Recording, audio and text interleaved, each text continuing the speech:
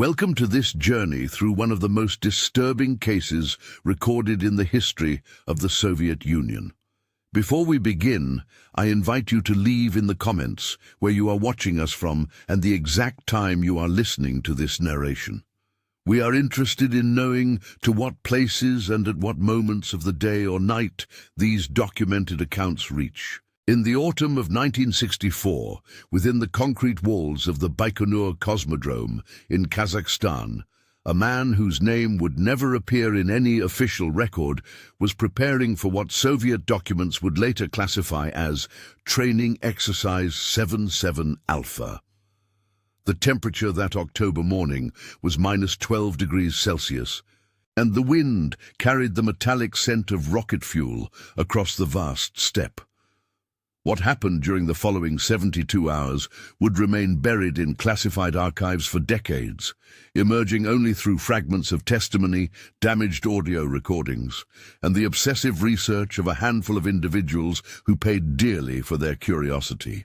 The man known only as Cosmonaut Zero was 34 years old, according to the few medical records that survived the systematic purge of 1968. His real name had been methodically erased from every document, every photograph, every piece of correspondence.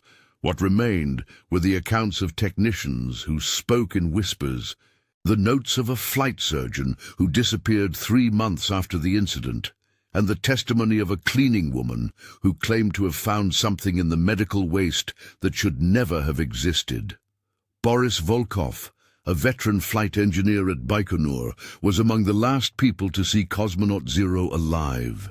In a statement recorded by investigative journalist Elena Petrov in 1967, Volkov described the cosmonaut as unusually calm for someone about to participate in what everyone understood to be an experimental mission.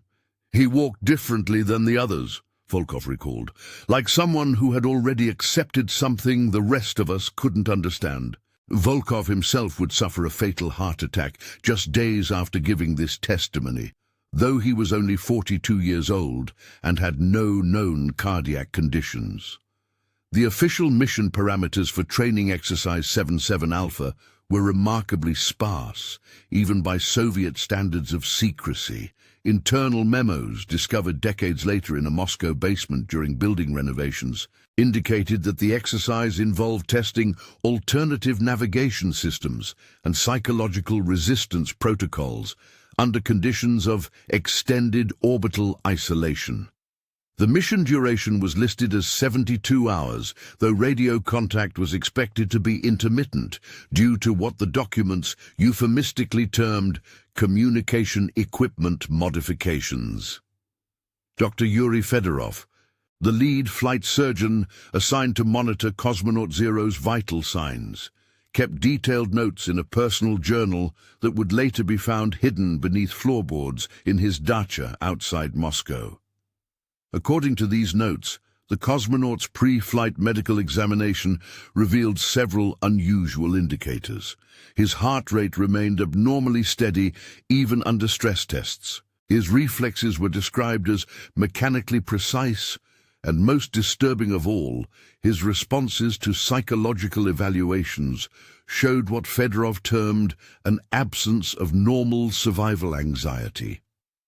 The launch took place at exactly 14 minutes past 4 in the morning on October 23, 1964. Unlike typical Soviet space missions, no press was present. No officials gathered to witness the historic moment. Even the usual complement of technicians had been reduced to a skeleton crew of 12 men, all of whom would later sign documents swearing them to absolute secrecy. The rocket itself was a modified R-7, painted in a color that witnesses described as not quite black, not quite blue, a shade that seemed to absorb light rather than reflect it. Mikhail Krestovsky, the launch director that morning, noted in his personal log that the countdown proceeded without the usual technical delays or minor adjustments that characterized every previous Soviet launch. "It was as if the machine wanted to leave Earth," he wrote. Every system responded perfectly, every calculation aligned. In 30 years of rocket science, I had never seen such mechanical harmony. It frightened me more than any malfunction ever had.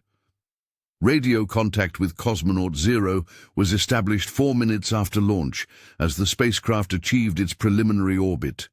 The initial transmissions were routine status reports delivered in the cosmonaut's characteristically flat monotone. Altitude nominal, systems functioning within parameters. No mechanical anomalies detected. But it was what the radio operators noted between the official transmissions that would later trouble those who heard the recordings. In the background of every communication, barely audible beneath the static and mechanical noise, was what one technician described as breathing that wasn't quite breathing.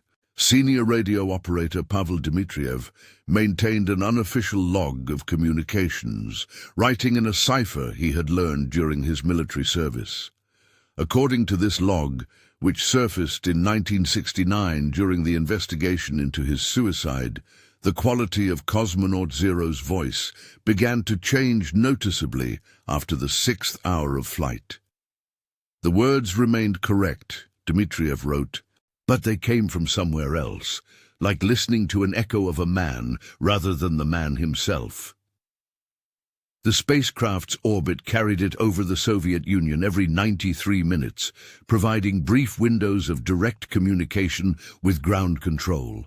During the 15th hour of the mission commander Vladimir Sokolev noted an unusual addition to the cosmonaut's standard reports. After delivering his routine status update, Cosmonaut 0 transmitted 4 additional words. The silence is speaking. When ground control requested clarification, the response came back immediately. Disregard previous transmission, all systems nominal. Dr. Fedorov's journal, written in microscopic handwriting along the margins of agricultural reports to avoid detection, recorded his growing alarm at the biomedical data streaming down from the spacecraft. The cosmonaut's heart rate had settled into a pattern that Fedorov described as impossibly regular, showing none of the natural variation that characterizes human cardiac rhythm. More disturbing was the brain activity data, which showed extended periods of what appeared to be deep sleep, alternating with bursts of neural activity unlike anything in medical literature. On the second day of the mission, during the spacecraft's 27th orbit, communication took on an entirely different character. Instead of the crisp, professional reports that had characterized the flight, Cosmonaut Zero's transmissions became longer, more descriptive, almost conversational. He began describing what he could see from his orbital vantage point, but his observations didn't match the spacecraft's actual position according to tracking data. "I can see the forests of my childhood," came one transmission, received when the spacecraft was passing over the Pacific Ocean. "The trees are exactly as they were when I was 7 years old. Every leaf is in the correct position." Ground control attempted to redirect the cosmonaut's attention to his mission parameters, but the responses suggested he was no longer receiving their transmissions clearly, if at all. The radio logs from this period, reconstructed from fragments found in various archives, paint a picture of increasing disconnect between the man in space and the world below. Cosmonaut 0 spoke of seeing cities that had been destroyed decades earlier, of watching his own funeral from orbit, of counting stars that formed patterns in languages he had never learned. Each transmission was delivered in the same emotionless tone that had characterized his communication from the beginning, making his increasingly impossible observations even more unsettling. Ground control's attempts to re-establish normal contact became increasingly desperate. Mission Commander Sokolev ordered the transmission of abort codes, emergency protocols designed to trigger automatic systems that would bring the spacecraft home immediately. According to the technical logs, these signals were received by the spacecraft's computer systems and properly processed. The abort sequence initiated correctly, thrusters fired on schedule, and the spacecraft began its descent toward the predetermined recovery zone in Kazakhstan. But Cosmonaut Zero's voice continued to transmit throughout the abort sequence, apparently unaware that his mission was ending. As the spacecraft plummeted toward Earth, his observations grew more specific, more impossible. He described seeing himself as a child, playing in snow that fell upward. He counted the heartbeats of everyone who had ever lived in his hometown. He read aloud from books that had never been written, in voices that belonged to people who had never existed. The spacecraft's automated landing system functioned exactly as designed. Parachutes deployed at the correct altitude, heat shields protected the cabin during re-entry, and the landing rockets fired precisely on schedule. The capsule touched down in a field of wheat stubble just 43 kilometers from the intended target zone, well within acceptable parameters for a successful recovery. The recovery team reached the landing site within 2 hours, led by senior recovery specialist Anatoly Marchenko. According to his report, filed immediately after the recovery and discovered in 1968 during a routine archive reorganization, the spacecraft showed no signs of damage from its flight or landing. All external systems appeared to function normally, all indicators showed green, and the capsule's integrity remained perfect. The hatch opened normally when the external release was triggered. Inside, the spacecraft was exactly as it should have been, with one exception. The acceleration couch where Cosmonaut Zero should have been strapped was empty. Every restraint remained properly fastened, every system showed normal operation, but the man who had been speaking to ground control just minutes before landing was nowhere to be found. More disturbing than his absence was what the recovery team discovered in his place. The seat cushions bore the clear impression of a human body, as if someone had been sitting there recently. The spacecraft's internal cameras, which should have recorded everything that happened during the mission, contained 72 hours of footage showing an empty cabin. Yet the audio tracks from these same recordings contained Cosmonaut Zero's voice, delivering his increasingly strange reports throughout the entire flight. Dr. Fedorov arrived at the recovery site 6 hours after the capsule was secured. His examination of the spacecraft's interior revealed biological traces that defied explanation. Skin cells found on the control surfaces matched samples taken from Cosmonaut Zero before launch, but carbon dating would later indicate they were approximately 300 years old. Hair follicles discovered in the ventilation system contained DNA that was identical to the cosmonauts, but showed cellular degradation patterns consistent with natural death occurring weeks before the mission began. The investigation that followed would consume the careers and, in some cases, the lives of everyone involved. Colonel Dmitry Vasilev, assigned to head the inquiry, compiled over 1,500 pages of testimony, technical analysis, and forensic evidence. His final report, classified at the highest levels and hidden in archives that officially didn't exist, concluded that Cosmonaut Zero had been present in the spacecraft during launch, had remained there throughout the 72-hour mission, and had somehow been both alive and dead during the entire flight.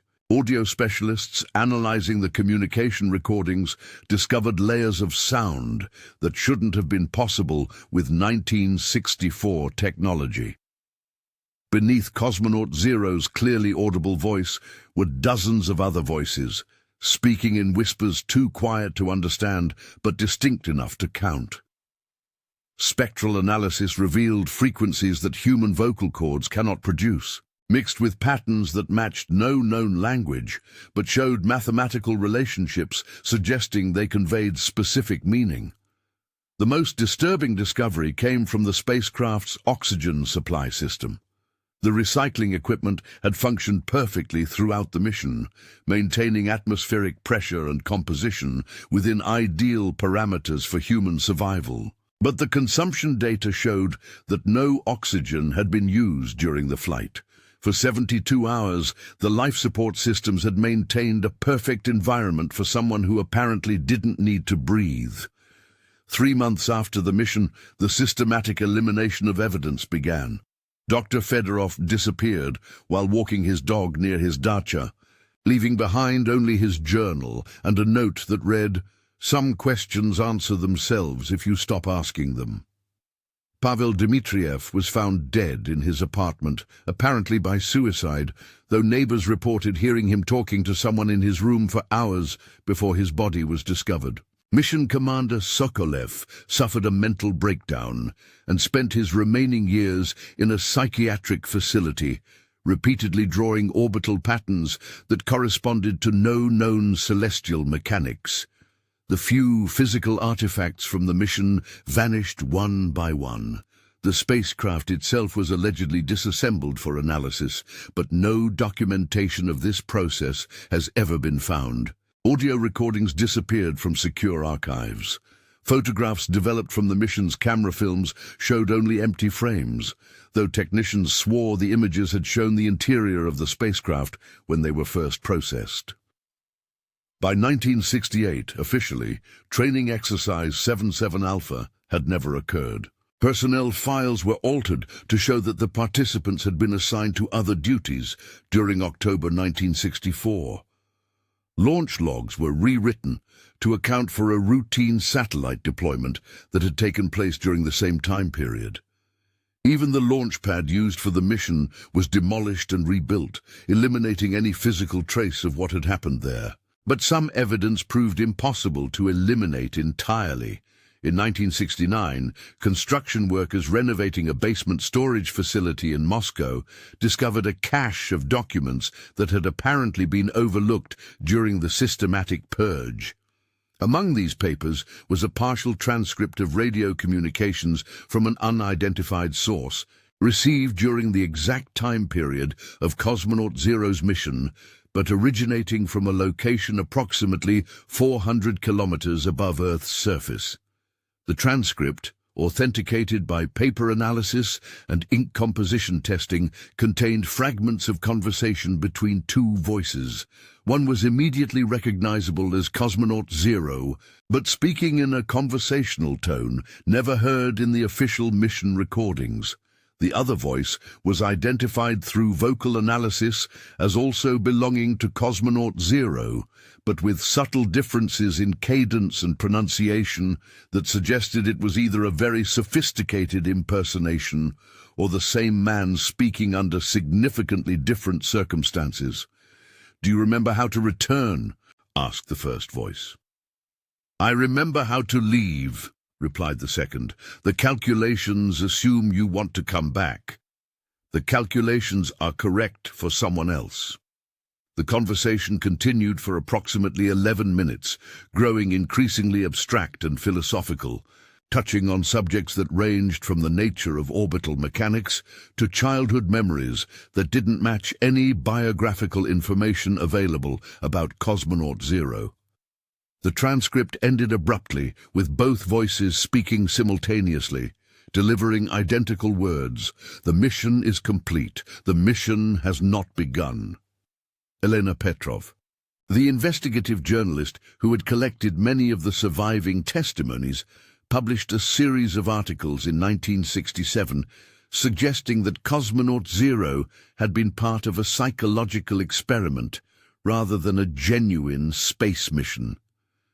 According to her theory, the entire incident had been orchestrated to test the effects of sensory deprivation and isolation on highly trained individuals. The empty spacecraft, she argued, was intended to create the impression of mystery while concealing a more mundane but ethically questionable research program. Petrov's articles generated significant interest among Western intelligence agencies, who saw the story as potential evidence of Soviet research into psychological warfare techniques. However, her investigation was cut short when she suffered a fatal accident while researching in the archives of the Central Committee. Official reports stated that she had fallen down a stairwell, but colleagues noted that she had expressed increasing paranoia about being followed, in the weeks before her death. The truth about what happened to Cosmonaut Zero might have remained buried indefinitely, if not for the persistence of Viktor Kamenev, a former radio operator who had worked at a tracking station in Siberia during the 1960s. Kamenev claimed to have received transmissions from an unidentified source during October 1964, broadcasts that he recorded on personal equipment despite regulations prohibiting such activity. For 37 years, Kamenev kept his recordings hidden, afraid of the consequences of revealing them. Only in 2001, when he was diagnosed with terminal cancer, did he decide to make the tapes public. The recordings, while of poor quality due to the improvised equipment used to capture them, clearly contained voice transmissions from someone claiming to be still in orbit, still counting stars that move in patterns no one else can see. The voice on Kamenev's recordings was subjected to extensive analysis by independent audio specialists. Vocal pattern recognition confirmed that the speaker was almost certainly the same individual heard in the official mission recordings of Training Exercise 77 Alpha. But the timestamps on Kamenev's equipment indicated that these transmissions were received over a period of several years, beginning in 1964 but continuing intermittently until 1971. This is Cosmonaut Zero, beginning year 3 of the 72-hour mission. One recording began. All systems continue to function within parameters that no longer apply to the world below. I have counted every star visible from this altitude 17,000 times. Each count produces a different number, but the mathematics remain consistent with requirements I was never given.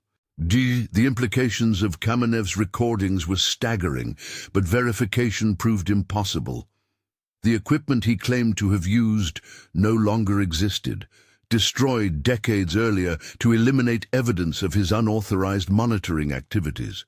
The technical specifications he provided for the transmissions he received didn't match any known Soviet spacecraft technology, but they were consistent with theoretical designs that wouldn't be developed until the 1980s.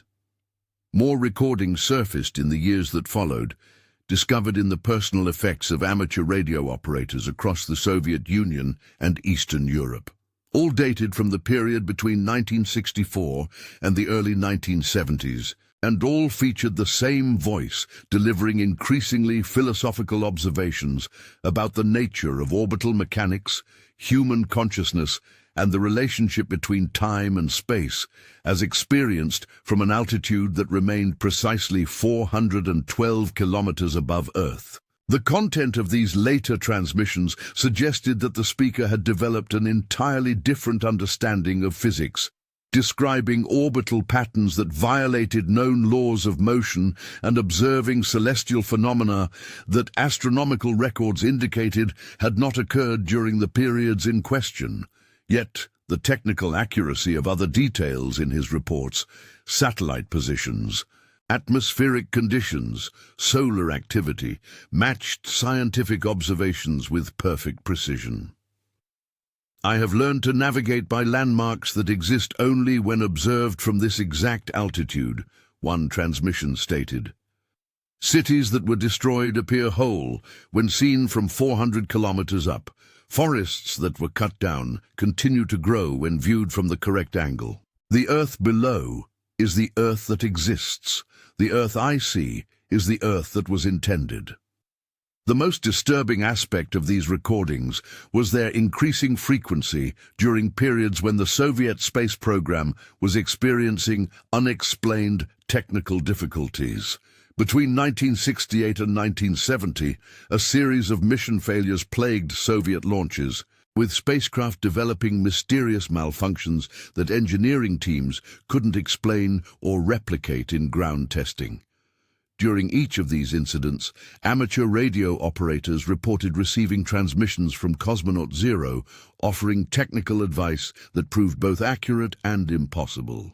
Adjust thruster firing sequence to compensate for magnetic field variations that will not appear in your calculations, he advised during one recording, received hours before a troubled Soyuz mission managed to correct its trajectory using exactly the procedure he had described.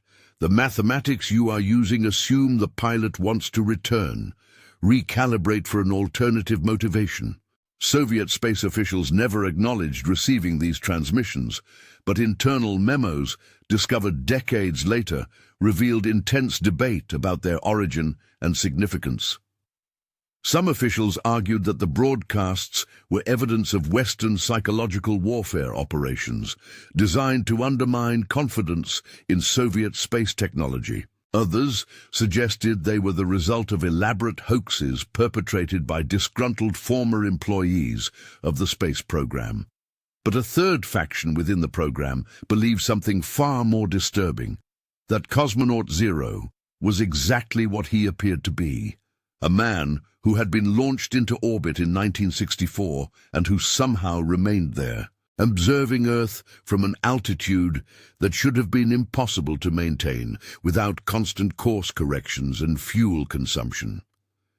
This faction initiated a secret program to attempt contact with the source of the transmissions, using equipment and techniques that officially didn't exist. The results of this attempted contact were classified at levels that exceeded even the security surrounding the original training exercise 77 Alpha.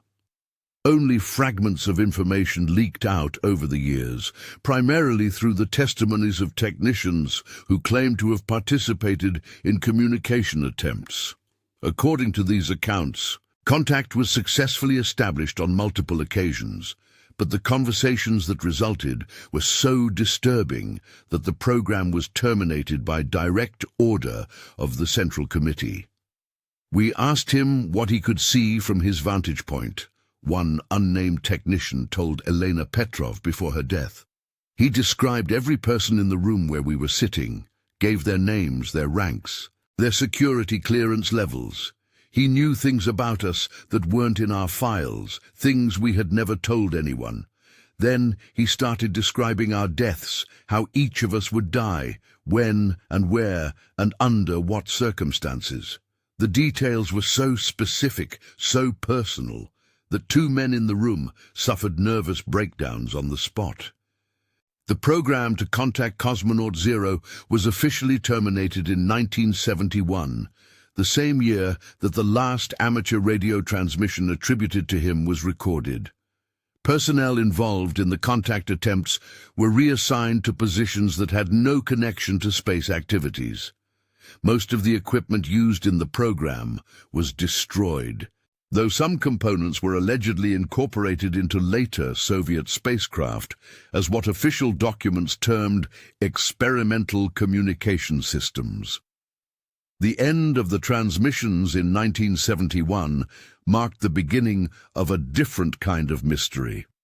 Reports began surfacing from aircraft pilots flying over the Central Soviet Union of visual contact with an unidentified object maintaining what appeared to be an impossibly stable orbit approximately 400 kilometers above Earth.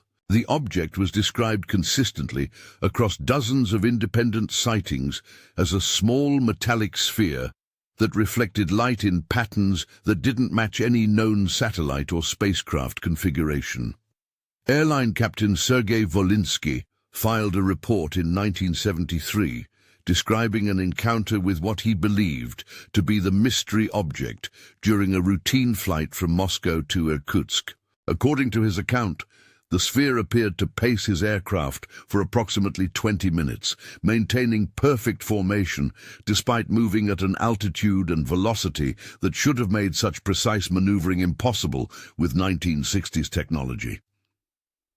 I attempted radio contact using standard aviation frequencies, Volinsky reported.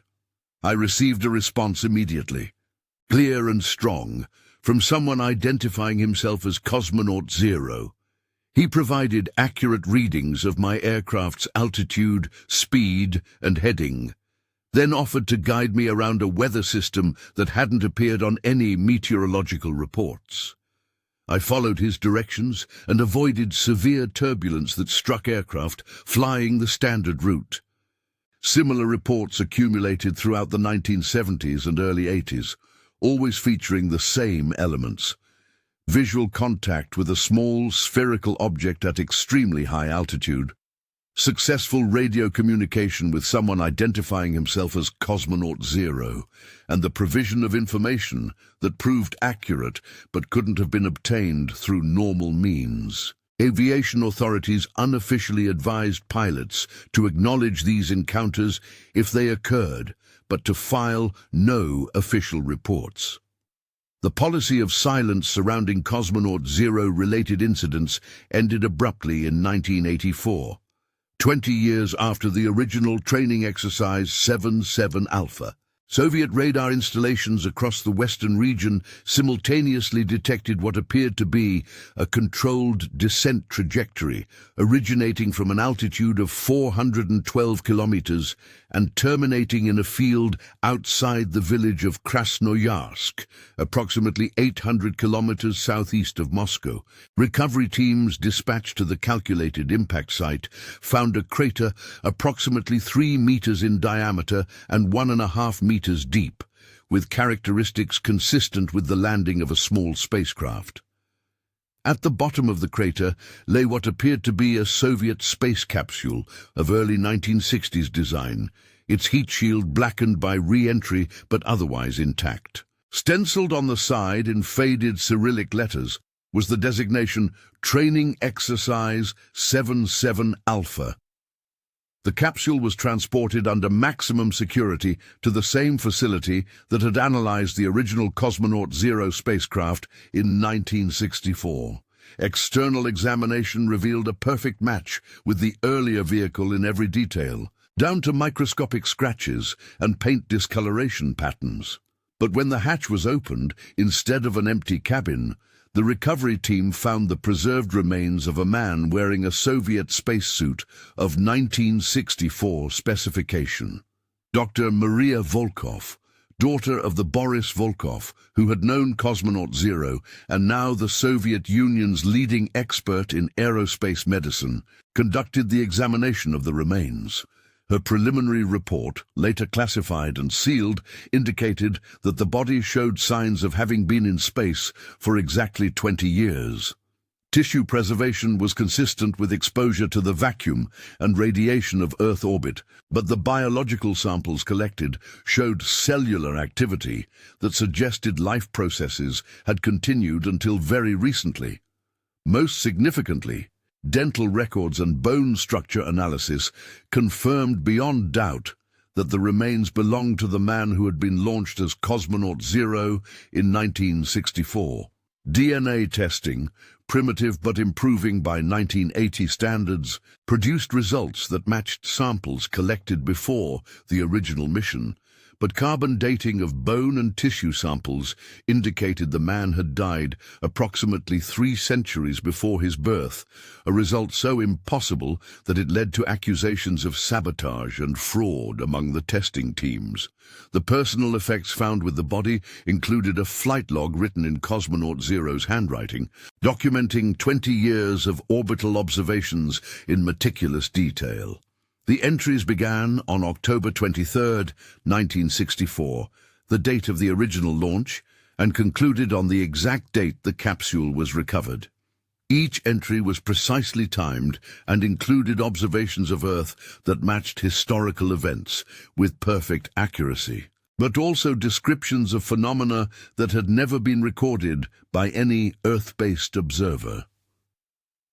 Day 7305, read the final entry. The experiment is complete. I have observed every possible outcome of every decision made by every person visible from this altitude during the past 20 years. The calculations are correct. The mission parameters were always different from what they told me. I am returning the data now because the question has finally been answered, and because the people who asked it are all dead. Analysis of the flight log revealed mathematical notations that demonstrated understanding of orbital mechanics decades ahead of 1980s Soviet science, but applied to problems that made no apparent sense. The calculations described methods for maintaining stable orbits without fuel consumption, techniques for observing events in the past and future from space-based vantage points, and formulas for what the notes described as temporal navigation between probability states. The final pages of the log contained what appeared to be a comprehensive report on the psychological effects of extended isolation in space, but written from the perspective of someone conducting the experiment on themselves rather than participating as a subject. The report concluded that human consciousness, when isolated from terrestrial reference points for sufficient duration, begins to perceive reality according to different physical laws that prove to be more accurate than those observed from Earth's surface. The human brain, when removed from the gravitational and electromagnetic influences of Earth for extended periods, begins to process time and space in ways that terrestrial physics cannot explain, the report stated. What we call hallucinations are actually corrections to incomplete sensory data. What we term impossible observations are simply the results of consciousness operating according to physical laws that apply everywhere except on planetary surfaces. The implications of Cosmonaut Zero's final report were so radical that they led to the immediate termination of several Soviet space research programs and the reclassification of vast amounts of previously unclassified space science data. Personnel who had worked with the report were transferred to non-space-related positions, and copies of the document were allegedly destroyed, except for a single version, maintained in the highest security archives. But the story of Cosmonaut Zero did not end with the recovery of his remains. Within months of the 1984 incident, amateur radio operators across the Soviet Union began reporting new transmissions from an unidentified source claiming to be Cosmonaut Zero, beginning the second phase of the 72-hour mission. The voice was identical to recordings from the 1960s and 70s, but the content suggested awareness of events that had occurred after the original Cosmonaut Zero's death. These new transmissions continued intermittently throughout the final years of the Soviet Union, always providing accurate information about current events, but delivered from the perspective of someone observing Earth from an altitude of exactly 412 kilometers. During the Chernobyl disaster of 1986, Cosmonaut Zero provided detailed information about radiation patterns and wind currents that proved crucial for evacuation planning, though his warnings were delivered hours before ground-based instruments detected the same conditions. The dissolution of the Soviet Union in 1991 brought unprecedented access to previously classified archives, but records related to Training Exercise 77 Alpha and Cosmonaut Zero remained sealed under security classifications that transferred to the successor Russian government. Attempts by Western researchers to access these files were uniformly unsuccessful, met with responses indicating that the requested documents had been destroyed, lost, or never existed. However, the end of Soviet censorship also brought new testimonies from individuals who had remained silent for decades. Former space program personnel, radio operators, and aviation specialists came forward with accounts that filled in many of the gaps in the official record, though their stories raised as many questions as they answered. Alexei Petrov, Elena Petrov's nephew and a former technician at Baikonur, revealed in 2003 that the Cosmonaut Zero incident had been part of a larger program investigating what Soviet scientists termed consciousness interface technology.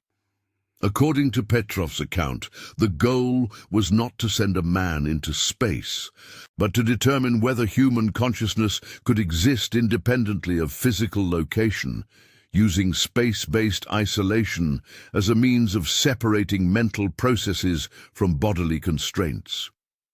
They weren't trying to put a cosmonaut in orbit, Petrov explained to reporters.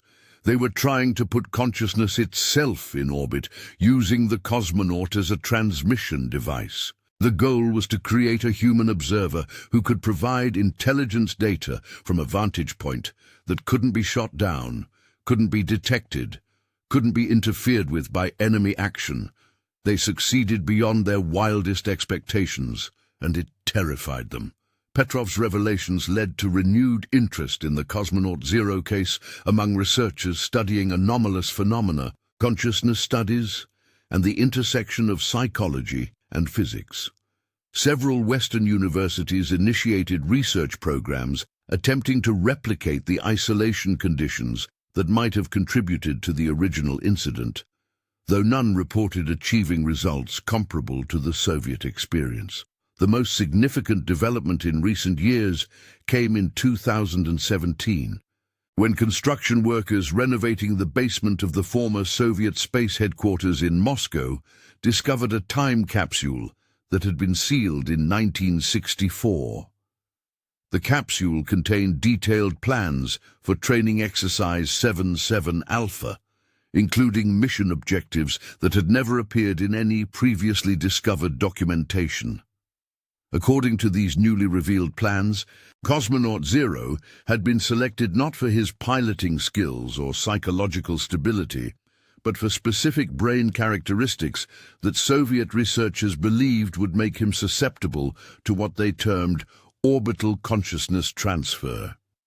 The mission was designed to test whether a human mind, when isolated from terrestrial influences, could transcend the normal limitations of sensory perception and begin to observe reality according to different physical principles. The documents indicated that Soviet scientists had developed theoretical frameworks suggesting that consciousness, when removed from planetary electromagnetic and gravitational fields, would begin to operate according to quantum mechanical principles rather than classical physics. From this quantum consciousness state, they theorized, an observer would be capable of perceiving events across multiple probability states, effectively seeing past, present, and future simultaneously. The success of the experiment, according to the newly discovered documents, exceeded all theoretical predictions. Cosmonaut Zero had not only achieved the quantum consciousness state, but had learned to navigate between different probability timelines, observing multiple versions of reality and reporting on events that existed in parallel dimensions. The decision to terminate the experiment and cover up its results came when researchers realized they had created something unprecedented in human history. A man who existed simultaneously in multiple versions of reality, all of which he could observe and influence. But perhaps the most unsettling revelation in the 2017 documents was the indication that the Cosmonaut Zero experiment had been considered successful enough to warrant continuation. The papers included plans for additional missions, featuring other candidates who had been selected for similar consciousness transfer experiments. These missions were apparently never launched due to the termination of the program, but the documents suggested that the technology and techniques developed for training exercise 7-7 Alpha had been preserved for future use. The final document in the time capsule was a sealed letter addressed to whoever finds this evidence, written by an unidentified member of the original research team. The letter provided a warning that has proven prophetic in light of subsequent events. We have learned to separate human consciousness from human flesh, to send awareness beyond the boundaries that nature intended for our species. The man we call Cosmonaut Zero has become something new, something that can observe all possible outcomes of every decision made by every person on Earth. He knows what will happen before it happens, because he can see all the ways it might happen and choose which version becomes real. We have created a God, and he is still watching us from 400 kilometers up. End this program now, before he decides to come back down. The letter was dated October 25th, 1964, just 2 days after Cosmonaut Zero's launch, suggesting that the researchers understood the implications of their experiment almost immediately. The decision to continue monitoring his transmissions for 7 years after this warning indicates either remarkable scientific dedication or catastrophic failure to comprehend what they had created. Today, nearly 60 years after training exercise 77 Alpha, reports of radio transmissions from Cosmonaut 0 continue to surface sporadically. Amateur radio operators around the world occasionally report contact with someone claiming to be observing Earth from an altitude of 412 kilometers, providing information that proves accurate but could not have been obtained through conventional means. Aviation authorities in multiple countries maintain unofficial policies regarding such contacts, advising pilots to acknowledge any communications received but to file no formal reports. Satellite tracking systems sometimes detect objects at the altitude associated with Cosmonaut 0, but these contacts disappear when investigated, leaving no trace in orbital tracking databases. The most recent confirmed contact occurred in 2019, when International Space Station astronauts reported radio communication with an unidentified source claiming to be Cosmonaut 0, still completing the 72-hour mission. The conversation, lasting approximately 15 minutes, was recorded by multiple space agencies but has never been released to the public. According to sources within NASA and Roscosmos, the entity claiming to be Cosmonaut 0 demonstrated knowledge of technical details about the space station that were not available in any published documentation. Perhaps most disturbing was the final statement recorded during this contact. The experiment is still running. The data collection continues. I'm still watching, still counting, still calculating all possible outcomes. When the mission is finally complete, I will provide the final report. But first, Earth must decide which version of itself it wants to become permanent. The mystery of Cosmonaut 0 represents more than just an unexplained incident from the height of the Cold War. It suggests that the boundaries between consciousness and physics, between human perception and objective reality, may be far more flexible than conventional science assumes. Whether the man launched in 1964 achieved genuine transcendence of physical limitations or simply succumbed to the psychological pressure of absolute isolation may never be definitively determined. What remains certain is that somewhere in the space between Earth and sky, something continues to observe our planet with attention that spans decades and knowledge that defies explanation. The radio transmissions continue, sporadic but persistent, carrying information that proves accurate and warnings that go unheeded. Cosmonaut 0, whatever he has become, remains on station, completing a mission that was supposed to last 72 hours, but has extended across more than half a century. The question that haunts researchers and scientists who have studied this case is not what happened to the man who became Cosmonaut 0, but what he might have learned during his extended observation of our species. If consciousness can indeed transcend physical boundaries under the right conditions, what conclusions might a human mind reach after decades of watching Earth from an altitude where all of human history becomes visible simultaneously? The final radio transmission, attributed to Cosmonaut 0, received by a tracking station in Australia in December 2021, provided a hint of an answer. I have seen every possible future for the species that launched me. The calculations are complete. The mission parameters have been fulfilled.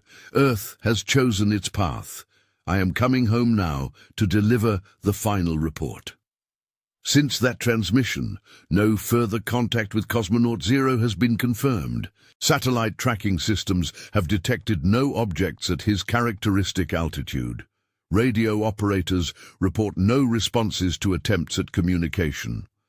After more than 57 years of orbital observation, the longest mission in human spaceflight history appears to have reached its conclusion. But in the deepest archives of space agencies around the world, files remain open, waiting for a final report that may contain answers to questions we never knew we were asking. The 72-hour mission that began in 1964 may finally be ending, bringing with it data that could transform our understanding of consciousness, reality, and the true nature of human potential. Until that report arrives, we are left with radio static, unexplained radar contacts, and the knowledge that somewhere above us, someone may still be watching, counting stars that move in patterns no one else can see, completing calculations that began when the world was younger and humanity still believed the sky was the limit of human ambition rather than merely its beginning. The final chapter of the Cosmonaut Zero incident began not in space, but in a small apartment in Moscow where Dr. Yelena Marchenko, granddaughter of the recovery specialist who had found the empty capsule in 1964, was sorting through her grandfather's effects following his death in 2022. Among his possessions, she discovered a metal box that had been welded shut, bearing a handwritten label, "Open only when the stars stop singing." The cryptic instruction meant nothing to Dr. Marchenko until she remembered her grandfather's stories about sounds he claimed to hear on clear nights, sounds that came from above and seemed to carry messages in languages that predated human speech. Neighbors had attributed these claims to the effects of old age and trauma from his experiences during the space program, but Dr. Marchenko had always suspected there was more truth in his words than anyone wanted to acknowledge. She opened the box using industrial cutting tools, revealing contents that would provide the final pieces to the Cosmonaut Zero puzzle. Inside were audio recordings made on primitive equipment, spanning from 1964 to just days before her grandfather's death.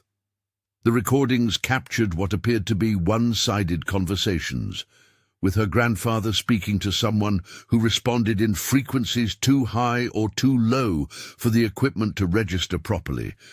But it was the final recording, made just 3 weeks before Anatoly Marchenko's death, that provided the conclusion to the longest mystery in human spaceflight history. On this recording, both sides of the conversation were clearly audible, with Cosmonaut Zero's familiar voice explaining the true nature of his mission and its ultimate purpose. "Anatoly Mikhailovich," the voice said, "you have been faithful in keeping our communication alive for nearly 6 decades. The data collection phase is now complete. I have observed 17 million individual human decisions, tracked their consequences across all probability states, and calculated the optimal path forward for your species. The final report is ready for delivery." Her grandfather's voice, weaker than she remembered, but filled with the same quiet dignity she had known throughout her childhood, asked the question that researchers had been trying to answer for generations. "What did you learn about us up there? What did you see that we cannot see ourselves?" Cosmonaut Zero's response, lasting nearly 40 minutes, and delivered in the same emotionless tone that had characterized all his transmissions, provided a comprehensive analysis of human nature as observed from the ultimate vantage point. He described patterns of behavior that repeated across cultures and centuries, decision trees that led inevitably to specific outcomes, and the mathematical certainties underlying what humans perceived as free will and random chance. "Your species operates according to predictable algorithms," he explained. "Individual choices appear random, but collective behavior follows patterns as precise as orbital mechanics. I've mapped these patterns across all possible timelines and identified the critical decision points where small changes produce massive alterations in outcome." The mission was never about observing Earth. It was about learning to influence the probability calculations that determine which version of reality becomes permanent. The recording revealed that Cosmonaut Zero had not simply been watching human civilization for 60 years, but had been subtly influencing key events to guide humanity toward what his calculations indicated was the optimal survival pathway. Wars had been shortened, disasters had been minimized, and technological developments had been accelerated or delayed according to mathematical models that accounted for variables no Earth-based computer could process.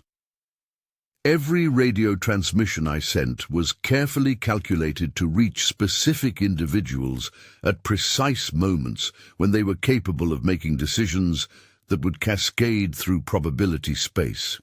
He continued, the pilot who avoided the storm, the engineer who made a critical design change, the politician who chose compromise over conflict, each received guidance disguised as routine communication or coincidental inspiration. Dr. Marchenko listened in growing amazement as Cosmonaut Zero described a vast experiment in applied probability manipulation, using human civilization as both subject and laboratory. For 60 years, he had been conducting the largest psychological experiment in history, testing whether a species could be guided toward optimal outcomes without its knowledge or consent. But the most shocking revelation came in the final minutes of the recording, when Cosmonaut Zero announced that his mission was entering its concluding phase. The data collection was complete, the optimization calculations had been finalized, and humanity had been successfully guided to what he termed the stability threshold, a point where the probability of species survival exceeded 97% across all foreseeable timeline variations. The experiment ends now, he stated. I am implementing the final probability adjustment and returning to baseline reality. Your species will proceed according to its own choices from this point forward, but the mathematical foundation has been established. You will survive, you will expand beyond this planet, and you will eventually understand what was done to ensure your continuation. The recording ended with her grandfather asking a final question. Will we see you again? Will you come back to Earth? Cosmonaut Zero's answer was both simple and profound. I never left Earth. I have been observing from 400 kilometers up for 60 years, but consciousness is not bound by distance. I have been present at every crucial decision, visible to every person at the moment of their most important choice. You have seen me in the faces of strangers who offered help, heard my voice in the advice that came at exactly the right moment, felt my presence in the coincidences that seemed too perfect to be random. The mission is complete. The cosmonaut is coming home. 3 days after Dr. Marchenko discovered the recording, observatories around the world detected a brief but brilliant streak of light crossing the sky above Moscow. The trajectory indicated a controlled descent from an altitude of exactly 412 kilometers, terminating in the same field outside Krasnoyarsk, where the 1984 capsule had been recovered. This time, however, no recovery team was dispatched. No official investigation was launched. No government agency acknowledged the event.